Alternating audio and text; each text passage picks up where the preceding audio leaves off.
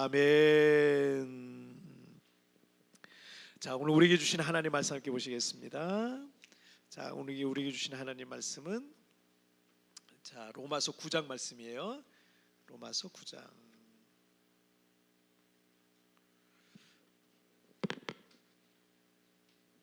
자, 오늘 우리에게 주신 하나님 말씀은 로마서 9장 1절부터 13절까지의 말씀. 로마서 9장 1절부터 13절까지의 말씀. 자, 한 절씩 교독할 때 제가 1절 말씀 먼저 봉독해 올리겠습니다. 1절 2절이죠. 내가 그리스도 안에서 참말을 하고 거짓말을 아니하노라. 나에게 큰 근심이 있는 것과 마음에 그치지 않는 고통이 있는 것을 내 양심이 성령 안에서 나와 더불어 증언하노니, 나의 형제 곧 내 자신이 저주를 받아 그리스도에게서 끊어질지라도 원하는 바로다. 그들은 이스라엘 사람이라 그들에게는 양자됨과 영광과 언약들과 율법을 세우신 것과 예배와 약속들이 있고, 조상들도 그들의 것이요 육신으로 하면 그리스도가 그들에게서 나셨습니다. 그는 만물 위에 계셔서 세세 찬양을 받으실 하나님이시니라. 아멘. 자, 그러나 하나님의 말씀이 폐하여진 것 같지 않도다. 이스라엘에게서 난 그들이 다 이스라엘이 아니요 또한 아브라함의 씨가 다 그의 자녀가 아니라. 곧 육신의 자녀가 하나님의 자녀가 아니요 오직 약속의 자녀가 씨로 여기심을 받느니라. 약속의 말씀은 이것이니 명년 이때 내가 이르리니 사라에게 아들이 있으리라 하심이라. 그뿐 아니라 또한 리브가가 우리 조상 이삭 한 사람으로 말미암아 임신하였는데 그 자식들이 아직 나지도 아니하고 무슨 선이나 악을 행하지 아니한 때 택하심을 따라 되는 하나님의 뜻이 행위로 말미암지 않고 오직 부르신 이로 말미암아 서게 하려 하사 리브가에게 이르시되 큰 자가 어린 자를 섬기리라 하셨나니 기록된 바 내가 야곱은 사랑하고 에서는 미워했다 하심과 같으니라. 아멘. 자, 오늘 말씀 제목 함께 읽겠습니다. 시작. 왜 은혜라고 하는가? 다시 한번 시작. 왜 은혜라고 하는가? 오늘 복음으로 돌아가자. 25번째 로마서 25번째 말씀 시간입니다. 교회 안 다니던 초신자분이 교회 다니면서 가장 많이 듣는 말 중에 하나가 우리 저기 자막팀 거기 리시버 있거든요. 그게 밑으로 떨어진 것 같아요. 라인이 요거 수신기가 떨어진 것 같아요. 그 컴퓨터 뒤쪽으로 그걸 좀 올려주시겠어요? 이게 수신이 안 돼가지고. 예, 오케이, 좋습니다. 그 테이프 같은 걸로 좀 붙여서 그게 자꾸 떨어지나 보다. 자, 오케이, 예, 좋습니다. 이제 되겠죠? 네, 됐습니다. 교회 안 다니던 초신자, 저도 사실 초신자 시절이 있었잖아요. 그래가지고 그 시절에 이 교회에서 가장 많이 듣는 표현이 은혜 받았습니다 라는 그런 표현을 참 많이 듣는 말인 것 같습니다. 목사님 설교에 감동을 받으면 하는 말인 것 같기도 하고, 어떤 찬양팀의 찬양이나 뭐 어떤 대표 기도자의 기도를 통해서도 어떤 감동을 받거나 좋은 느낌을 받으면 그렇게 말하는 것 같은, 제가 초신자 때를 더듬어 보니까 그래요. 그렇게 말하는 것 같다라는 생각이 들어요. 그런데 은혜 받았습니다라는 이 말의 의미는 감동받았습니다, 참 느낌이 좋았습니다 라는 그런 뜻 그 이상의 의미가 있어요. 먼저 여러분, 우리 은혜라는 뜻이 뭔지 좀 우리가 좀 살펴봐야 되겠는데, 헬라어에서는 카리스라는 단어를 써요. 카리스마는 많이 들어보셨죠? 카리스마는 은사라는 뜻이에요. 선물이라는 뜻이에요. 카리스는 은혜라는 뜻인데, 이 은혜라는 뜻 안에 여러 가지가 있는데, 호의, 뭐 감사, 뭐 선물, 그리고 자비, 너그러움, 기쁨, 뭐 이런 복합적인 뜻이 이 단어 안에 다 있어요. 성경에서 이 하나님과 우리 사이의 관계 속에 이 은혜, 특별히 우리 교회에서 우리가 은혜라는 말을 쓸 때는요, 이 자격 없는 자에게 베푸시는 하나님의 호의와 선물이라고 이렇게 이해하시면 됩니다. 그러니까 자격 없는 자에게 하나님이 그냥 주시는 거예요. 선물을 주시는 거예요. 호의를 베푸시는 거예요. 자, 이게 바로 은혜라는 뜻이에요. 대표적인 성경 구절이 하나 있죠. 에베소서 2장 8절 말씀 한번 읽어볼까요? 시작. 너희는 그 은혜에 의하여 믿음으로 말미암아 구원을 받았으니 이것은 너희에게서 난 것이 아니요 하나님의 선물이라. 자, 그러니까 우리가 믿음으로 구원받는데 그 믿음은 하나님께서 우리에게 베풀어 주신 뭐로 인해서 뭐로 말미암아 은혜가 믿음이 생긴다는 거예요. 은혜로 말미암아 믿음이 생기는 거예요. 그래서 내 능력이나 공로나 선행이나 됨됨이나 지식이나 나에게 어떤 자격이 있어서 믿음이라는 게 주어지는 게 아닙니다. 하나님의 은혜로 내가 믿어야지 해서 믿어지는 게 아니에요. 이 믿음이라는 건 그런 거예요. 어느 날 갑자기 믿어지는 거예요. 저 같은 경우는 정말 하나님 특별한 은혜를 저는 받았는데, 교회를 그렇게 안 나가려고 하다 딱 교회 갔는데 가자마자 다 믿어지는, 가자마자 모든 게 다 믿어지는 좀 특별한 은혜를 좀 받았어요. 그래서 가자마자 한 3, 4개월 만에 그 교회에서 믿음 제일 좋은 학생이 됐어요.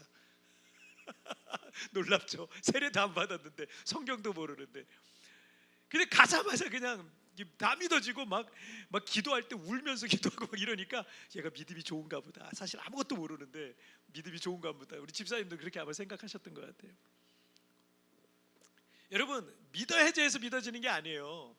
하나님의 은혜를 주셔야 그런 믿음이라는 게 오는 거예요. 그 은혜를 받은 나의 마음에 성경이 믿어지죠. 복음이 믿어지죠. 십자가가 믿어지죠. 예수님이 믿어지기 시작하는 겁니다. 우리가 은혜 받았습니다라고 말할 때 목사님께서 설교를 잘하실 수도 있었겠죠, 그죠? 그리고 뭐 찬양팀이 아름답게 은혜롭게 정말 찬양을 했을 수도 있겠지만, 목사님의 설교를 통해서, 찬양을 통해서 하나님께서 나에게 감동을 주신 거예요. 목사님 설교를 잘하셨어요. 찬양팀이 찬양을 잘했어요. 근데 그 배후에 누가 계세요? 하나님이 계세요. 하나님이 그걸 통해서 감동을 주시고 사랑을 베푸시고 믿음을 주시고 은혜를 주시고 위로해 주시고, 이런 것들을 고백하는 말이 뭐다? 은혜 받았습니다, 이건 거예요. 그래서 기독교는 은혜의 종교라고 할 수 있습니다. 대부분의 종교와 이 세상은요, 나에게 자격을 물어요. 자격을, 너 자격 있냐? 자격을 물어요. 능력을 묻습니다. 이 세상은 그렇잖아요. 하지만 복음은, 여러분, 우리 찬양에 여러분들이 좋아하시는 찬양 가사 중에 이런 찬양이 있어요. 자격 없는 내 힘이 아니 오직 예수님의 보혈로, 자격 없는 내 힘이 아닌 오직 예수님의 보혈로, 십자가의 보혈 완전하신 사랑 힘입어 나아갑니다. 여러분, 실패했어도, 죄가 많았어도, 또 부족해도 연약해도 예수님의 공로 의지하는 사람에게, 예수님의 십자가 의지하는 사람에게 하나님의 구원이 임하는 이런 놀라운 거예요. 이런 놀라운 역사가 이게 바로 복음인 겁니다. 자, 오늘 본문 속에 나타나는 이 하나님의 은혜, 이런 어떤 것이 있을까요? 한번 첫 번째 주제부터 한번 나눠보겠습니다. 읽겠습니다. 시작. 내게도 기회가 주어졌다. 다시 한번 시작. 내게도 기회가 주어졌다. 아담과 하와가 범죄 후에 에덴 동산에서 쫓겨나서 자손들을 낳고, 그 자손이 자손을 낳으면서 세상에 많은 인구가 퍼지기 시작했습니다. 그런데 창세기 6장 5절 말씀 읽어볼게요. 시작. 여호와께서 사람의 죄악이 세상에 가득함과 그의 마음으로 생각하는 모든 계획이 항상 악할 뿐임을 보시고. 자, 하나님께서 보실 때 세상에 죄악이 가득했어요.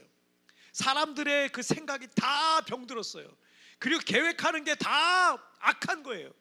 어떻게 그럴 수 있냐. 생각하는 것도 병들어 있고 계획하고 있는 것도 다 못된 짓만 계획하고 있는 거예요.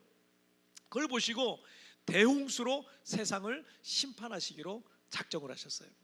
그런데 여러분, 창세기 6장 8절에 보니까 그러나 노아는 여호와께 은혜를 입었더라라는 말씀이 있어요.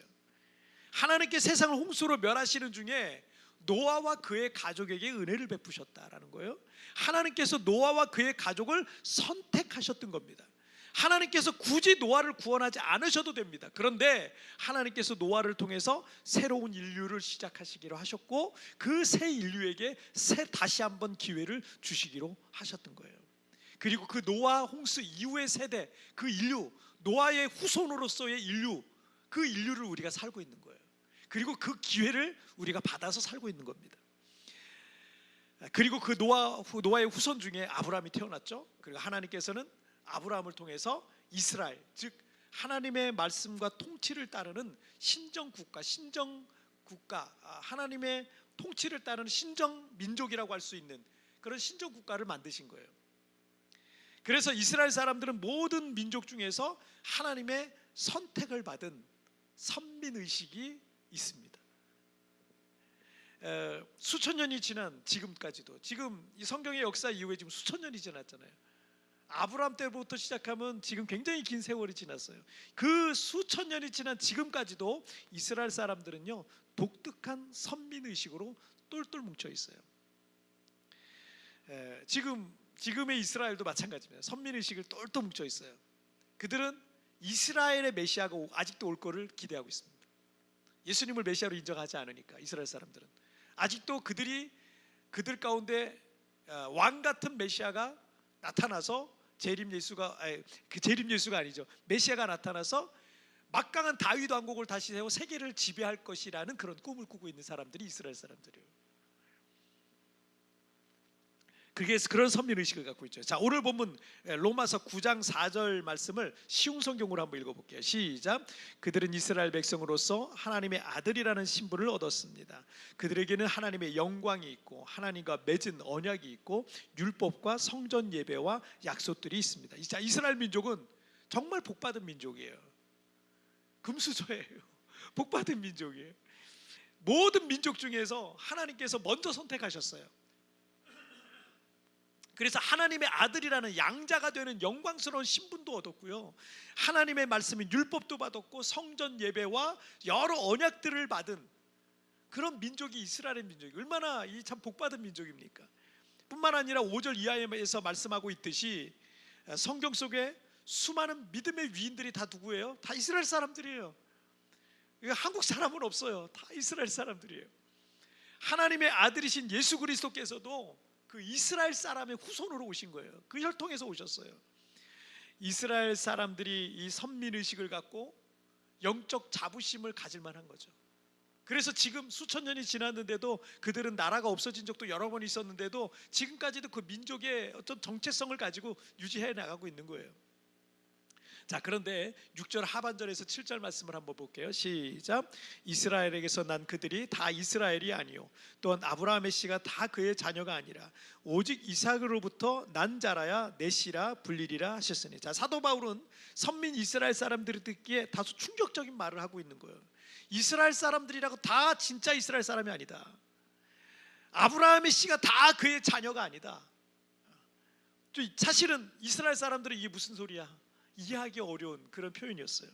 자신들은 하나님께서 세상 모든 민족 중에 선택받은 선민이라고 굳게 믿고 있고, 자신들은 다 아브라함의 씨라고, 아브라함의 자손이라고 믿고 있는데 이 아브라함의 후손이 아니라니까 충격적인 거죠. 이스라엘에는 혈통에서 태어나 자랐다 할지라도 이스라엘이 아닐 수 있다 라고 말하고 있는 거죠.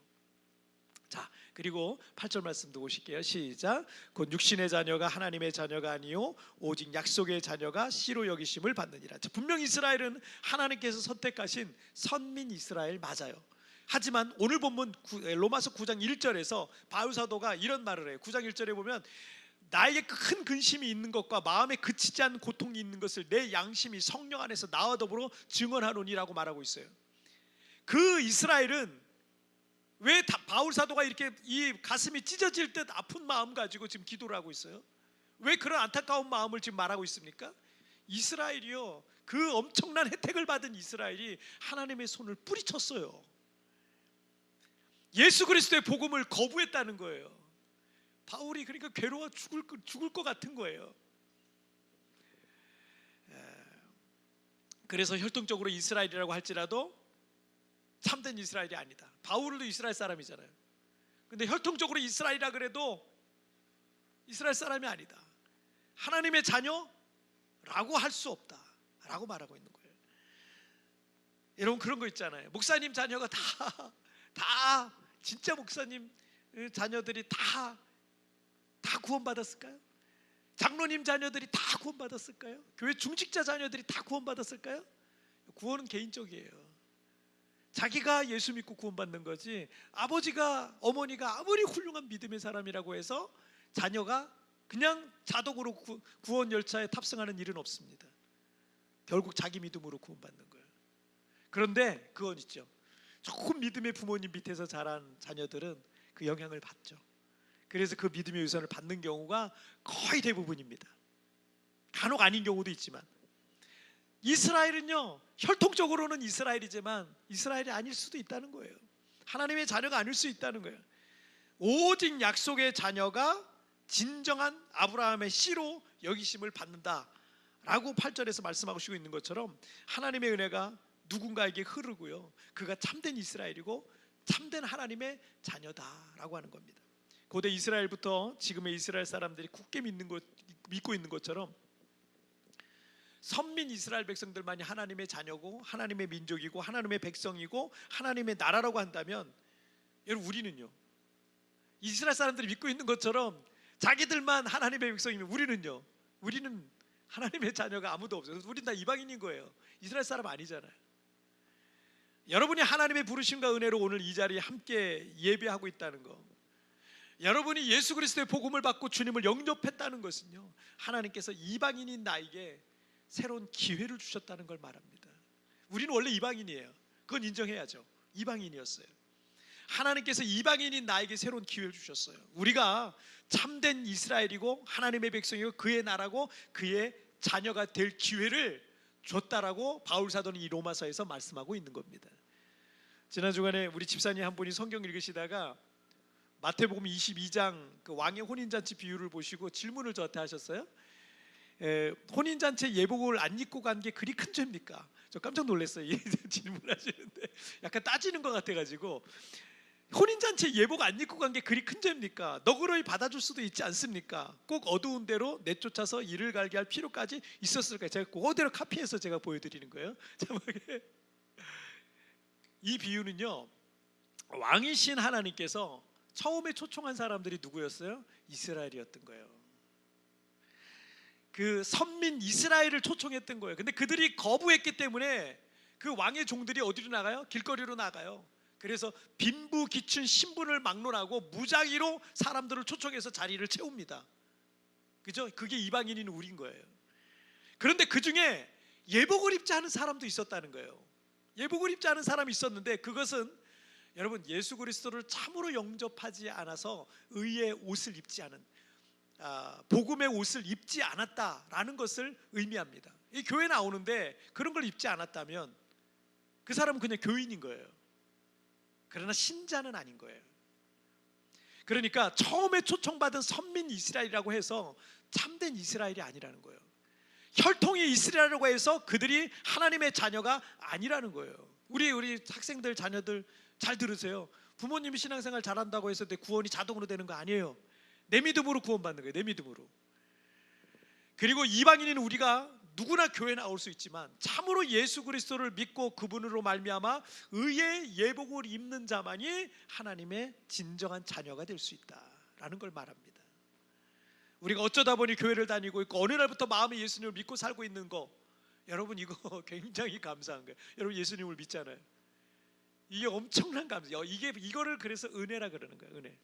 어쩌다 보니 내가 교회를 다니고 있어요. 어쩌다 보니 내가 예수님을 이미 믿고 있고 이거 부인할 수가 없어요. 이걸 은혜라 그러는 거예요. 이게 그냥 우연이 아닙니다. 선민 이스라엘만 가질 수 있었던 그 특권과 기회를 하나님께서 그 촛대로 옮기셔서 이방인인 우리에게 주셨다라는 걸 의미해요. 본래 왕의 혼인잔치에 첫 번째로 초대받은 사람들은 아니었어요. 우리는. 그런데 이방인인 우리에게 하나님께서 구원의 기회를 주신 겁니다. 그 이방인의 수가 꽉 차기까지라는 표현이 있어요. 성경에. 하나님께서 그 이방인을 부르시는 때가 있습니다. 그래서 그 이방인의 수가 꽉 채워지는 날 예수님이 세상에 다시 오신다 그러셨어요. 그래서 우리가 하나님의 은혜를 받았다라고 말할 수 있는 겁니다. 그래서 복음이라는 건 여러분 은혜라고 말할 수 있는 거예요. 자, 두 번째 한번 볼까요? 두 번째 주제 시작. 나 같은 사람도 선택받았다. 다시 한번 시작. 나 같은 사람도 선택받았다. 자, 바울 사도는 복음을 왜 은혜라고 하는지에 대해서 또 다른 예를 하나 들고 있는데, 아브라함의 아들인 이삭이 리브가라는 여인을 만나서 아이를 임신했잖아요. 리브가가 쌍둥이를 임신했어요. 그런데 하나님께서 그 쌍둥이 중에 한 사람을 선택하신 거예요. 11절 말씀을 한번 보실까요? 시작. 그 자식들이 아직 나지도 아니하고 무슨 선이나 악을 행하지 아니한 때에 택하심을 따라 되는 하나님의 뜻이 행위로 말미암지 않고 오직 부르시는 이로 말미암아 서게 하려 하사. 자, 이삭의 아내 리브가가 임신한 쌍둥이는요 에서와 야곱이에요.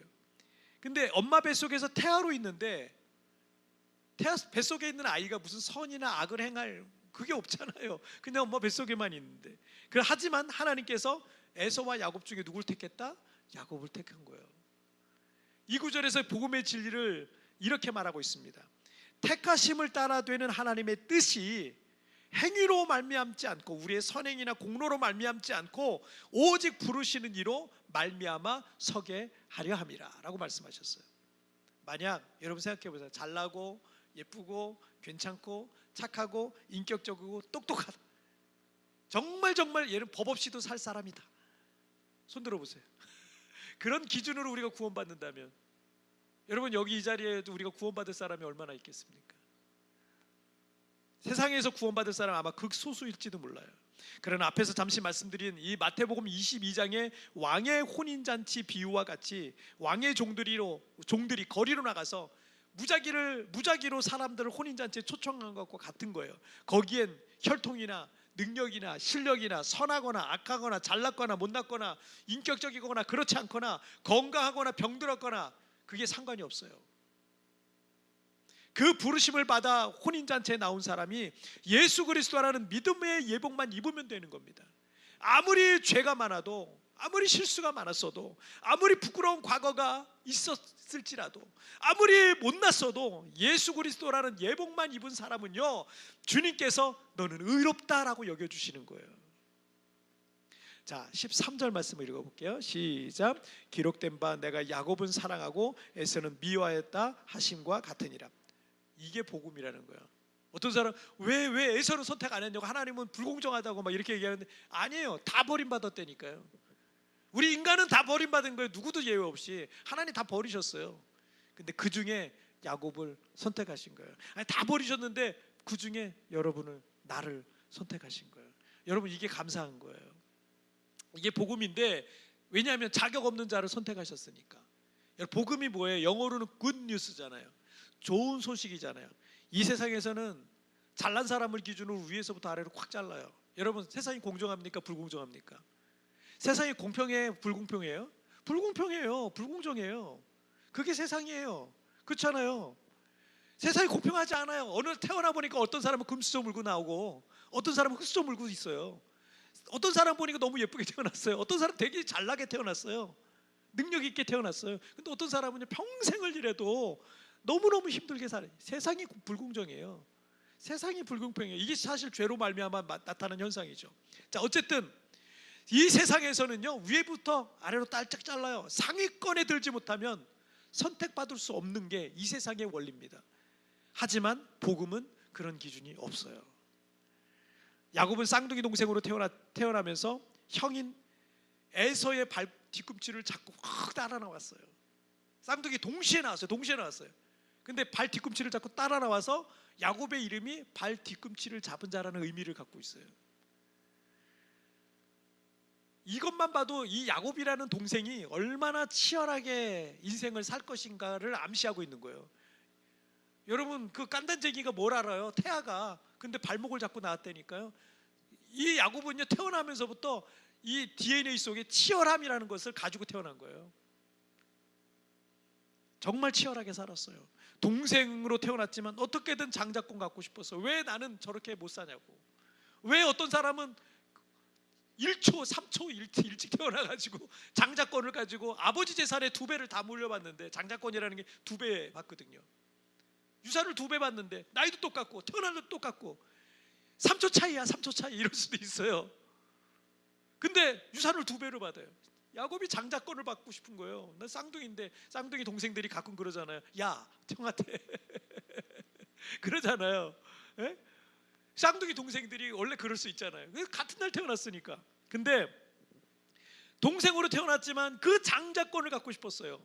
물론 여기 그 당시 문화 속의 장자권이라는 어떤 권리도 유산의 2배를 받는 게 있지만 하나님의 장자권, 영적 장자권을 또 야곱을 사모했다라는 것을 성경을 말씀하고 있죠. 그래서 이 장자권 얻으려고 어떻게 형도 속여요. 아버지도 속이면서까지 이 장자의 복을 받고 싶었습니다. 그 과정의 모습을 보면 야곱은 신앙적이지 않아요. 그렇잖아요. 신앙적으로 한 거 전혀 없어요. 기도하면서 했나요? 전혀 그렇지 않아요. 정직하지도 않았고요, 인격적이지도 않았습니다. 사기꾼 소리 듣기 딱 좋은 그런 인물이 야곱입니다. 훌륭한 인격과는 거리가 멉니다. 그런데 하나님께서 그 야곱을 읽다 보면 인간적인 냄새가 얼마나 풀풀 납니까? 그 야곱을 선택하셨다니까요. 잘난 사람 왜 없었겠습니까? 괜찮은 사람 왜 없었겠습니까? 그런데 그 야곱을 선택하셨다니까. 야곱 같은 나를 선택하신 거예요. 그래서 이사야에서는 지렁이 같은 너 야곱아 이렇게 부르시잖아요. 우리 이스라엘을 향해서.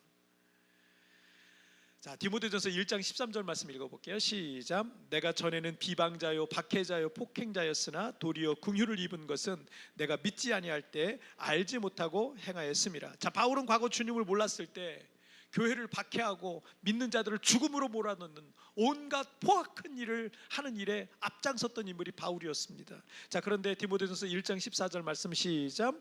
우리 주의 은혜가 그리스도 예수 안에 있는 믿음과 사랑과 함께 넘치도록 풍성하였도다. 하나님의 넘치는 은혜가 그런 바울에게 임하니까 그가 변화를 받아서 이방인을 구원하는 위대한 사도가 되었다라는 거죠. 그래서 디모데전서 1장 15절도 보실게요. 1장 15절. 자, 1장 15절. 지금 몇 절이에요? 15절이에요? 눈이 안 좋아서. 자, 읽겠습니다. 15절이 안 됐. 체크가 안 됐네요. 안 됐어요. 자, 15절 여러분 성경 보세요. 15절 읽겠습니다. 시작. 믿보다 모든 사람이 받을 만한 이 말이요 그리스도 예수께서 죄인을 구원하시려고 세상에 임하셨다 하였도다. 죄인 중에 내가 괴순이라. 아멘. 예수 그리스도의 복음은 죄인 중에 괴수인 자신을 구원하셨다는 거예요. 하나님의 은혜는 모든 것을 여러분 이겨요. 여러분이 아무리 부끄러운 과거가 있다 할지라도, 아무리 큰 죄와 실수가 있다 할지라도 바울과 같이 자신이 죄인 중에 괴수라고 느껴질 만한 그런 상황일지라도 하나님의 은혜가 더 크다. 그래서 하나님의 은혜는 모든 것을 다 덮으신다 라는 것을 여러분 믿으시길 바랍니다. 그래서 구원받지 못할 사람이 없어요. 용서받지 못할 사람이 없어요. 다 열려 있는 거죠. 찬양 중에 여러분 그럼에도 불구하라는 곡의 가사에 보면은 이런 내용이 있어요. 마음속에 어려움이 있을 때 주님 내게 먼저 오사 내 마음을 만지시고 주님 앞에 나올 수 없을 때 주님 날 먼저 안으시네. 그 후렴에 이렇게 찬양하죠.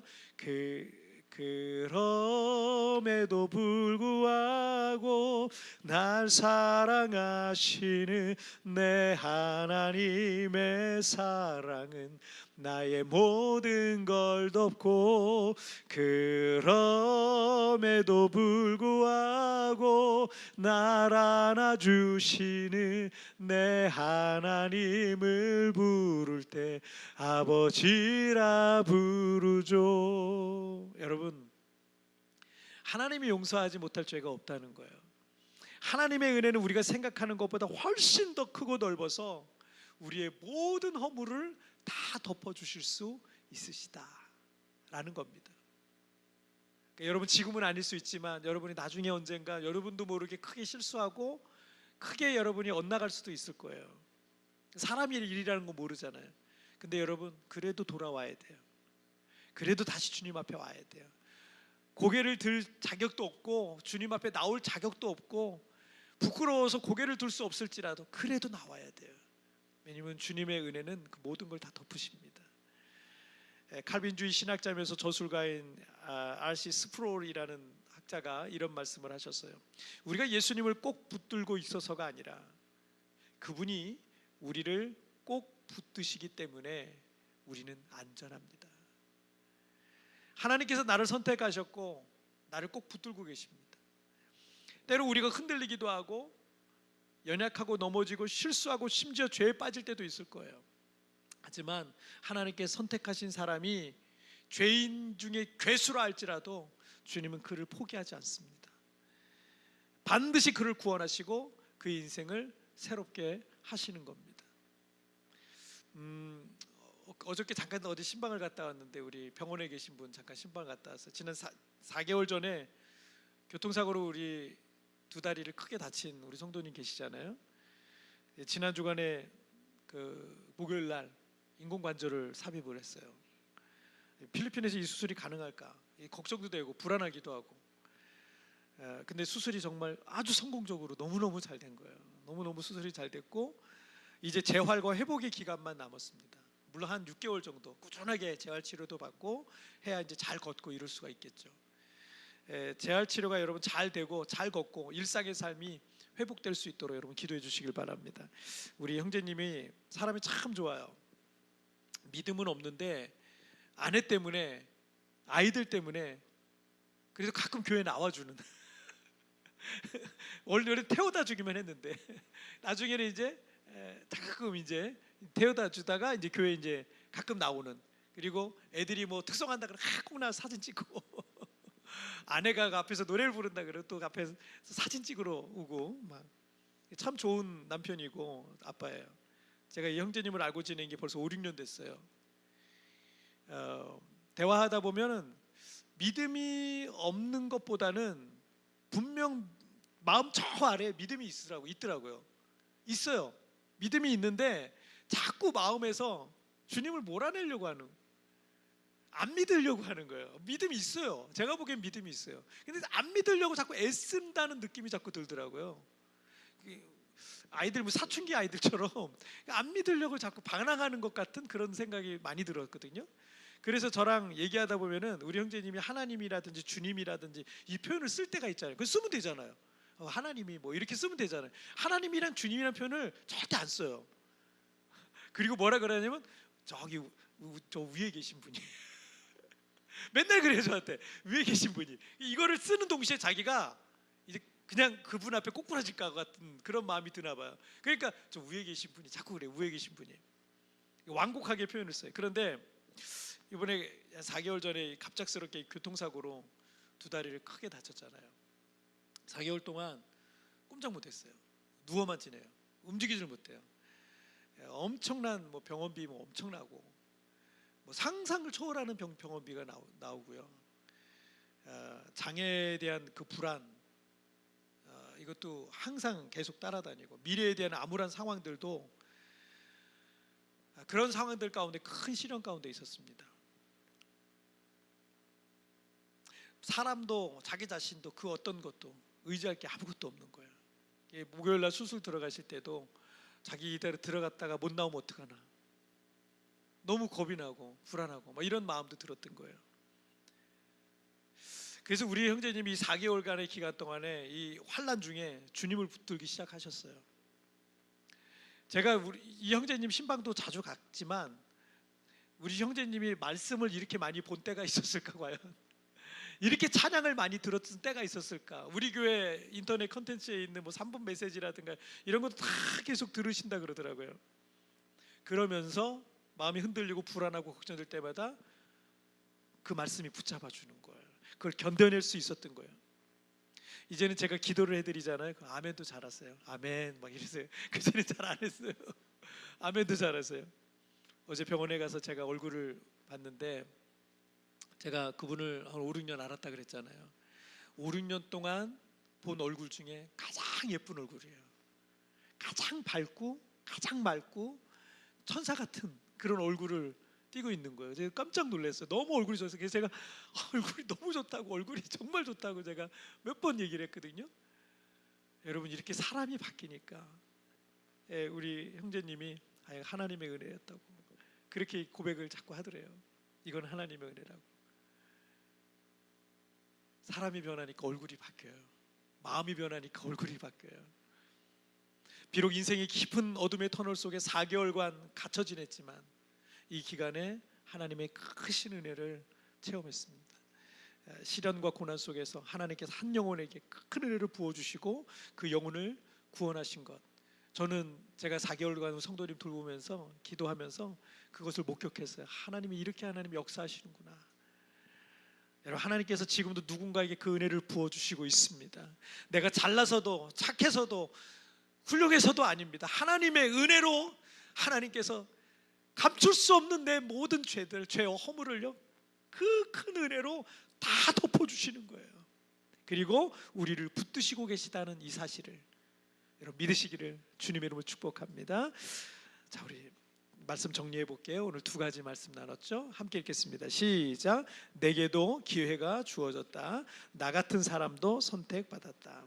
여러분, 저는 불신자 가정에서 자랐고, 제가 기억하기로는 우리 아버님이 남녀 호랭키교 그거를 굉장히 심취하게 빠져 계셨던 걸로 제 기억을 하고 있고요. 주문 외우시는 걸 늘 들었어요. 우리 가정은 정말 불신자 가정이었고, 저는 그렇게 버려져서 오랫동안 자랐어요. 그런데 이 세상에 있는 누구도 저를 주목하지 않았어요. 누군가가, 어떤 어른이, 어떤 누군가가, 선배가 재환아, 너 잘 될 거야. 너는 정말 잘 될 거야. 넌 잘할 수 있어. 걱정하지 마. 너 잘 될 거야. 이런 얘기를 들어본 적이 단 한 번도 없어요. 저에게 관심 가져주는 사람은 아무도 없었어요. 제가 어렸을 때, 창피한 얘기지만 몸에서 냄새도 많이 났어요. 옷을 거의 빨지 않고 살았거든요. 더 부끄러운 얘기지만 제가 초등학교 6학년 때까지 자다가 오줌을 쌌어요. 조절이 안 되는 거예요. 정서불안이죠. 그게 초등학교 6학년 때까지. 몸에는 이가 많고요. 초등학교 6학년 졸업사진 머리가 빡빡이에요. 머리가 하나도 없어요. 아무도 저에게 관심 가져주지 않았어요. 아무도 저를 주목하지 않았어요. 그런데 그렇게 버려진 인생과 같은 저를 하나님이 주목하시더라고요. 그것이 바로 하나님의 은혜입니다. 그 하나님의 은혜는 지금도 여러분에게 흐르고 있어요. 여러분, 거부하지 마세요. 그 은혜 속으로 들어가세요. 모든 것이 다 하나님의 은혜입니다. 우리 함께 찬양 드리실게요.